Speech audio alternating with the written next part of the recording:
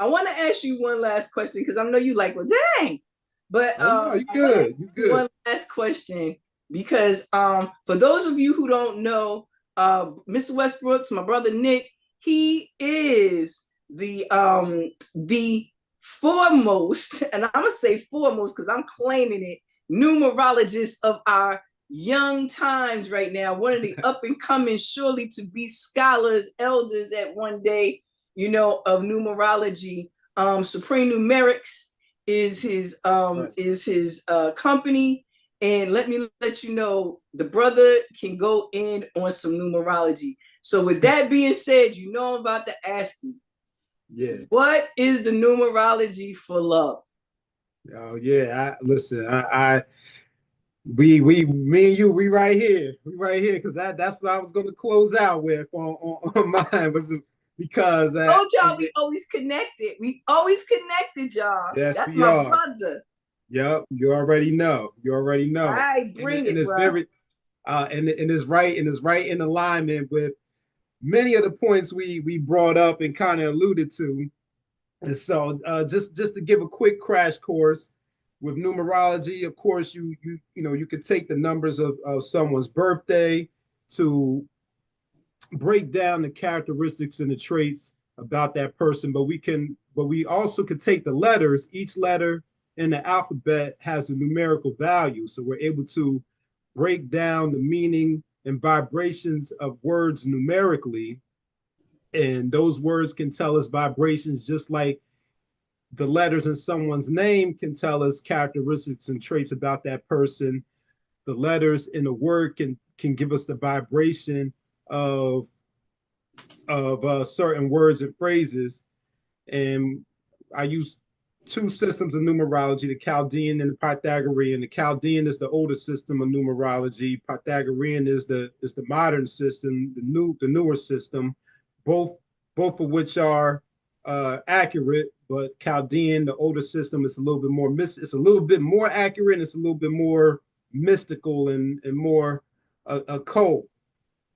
And it also takes into account the compound meaning of the numbers, while the Pythagorean, uh, you can look at the compound meaning of the numbers, but most of the time you look primarily at the base number in which you reduce it to a single digit. As in numerology, we use a phatic system in which we uh, continually add until we reach the single digit. I look at things holistically, as I've been taught by, one of my teachers, to look at it holistically. So I look at both systems. I look at the compound numbers and the single digit numbers. And what you'll find in the word love is very fascinating. So in the Chaldean system, it adds up to the number 18. And in the Chaldean system, we look at the meaning of the numbers as it relates to the tarot.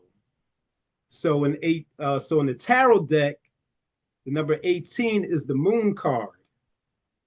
And look at Roo, because Roo know about the tarot. See, I know a little bit about the tarot. I'm not that deep into it, but I know by saying the moon card, she's like, of course it's the moon card. Tied to that intuition and imagination and that mystery. I think I mentioned the ambiguity of love. This is just a reminder that love is ambiguous with that 18, the moon card. And when you reduce it down to a number 9, is going back to what I was saying in the opening about 9 being a highest vibration or highest level of human understanding and compassion. Number 9 represents that high level of humanitarianism, that high level of love and leadership on the positive side. Remember, this duality, this positive and the negative side. But on the negative side, that 9 is connected to Mars. So we talk about war and fighting and violence and things like that, whether it's physical or it's verbal. so it's definitely very much in alignment with how challenging and difficult it is to kind of put love into a box and define it. And also with the moon card, you also have to be aware of that deception too. Love can be deceptive when you get, especially when you allow the emotional part to overpower the logical part. The moon is connected to water, and water is connected to emotions. And the moon is connected to our emotions. Now, love in the Pythagorean system adds up to the number 21, which reduces down to a 3. Now, looking at the compound of the 21, you have the 2 in front of the 1. The 2 representing companionship, representing partnership, teamwork, togetherness. So it's emphasizing the partnership and teamwork aspect of it, but you have the 1 behind it too as a reminder not to lose oneself, not to lose your individuality when you're coming together with another person, and unifying and having that companion. And then when you add 2 plus 1 together, you get the 3. 3 is the number of growth and expansion. So on the positive side, you can grow. I mean, you can grow by yourself when you're in that solitude stage of love, but when you're with someone else, you can grow and expand with someone else. But on the negative side, if love is, issues of love on the negative side can be tied to, it can be tied to gossip, it can be tied to scandal. Oftentimes when we hear about scandals, they relate to love. Right. Love or the lack of love. Right. Yeah. So that's how I see it, numerically. Wow, that's so interesting. And Nick and I have been talking, we always trying to bring y'all the highest quality information and conversations. And we just been talking about how we're gonna have some bonus bills. Because when we start talking, let me let you know, it's so much further that we can go right now. Like I'm sitting here thinking about the numbers, and I'm like, I see how we can build on that.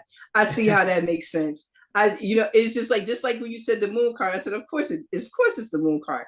You know what I mean? And there's so many ways that we can continue to go into this and go deeper and, just really connect with our inner teacher.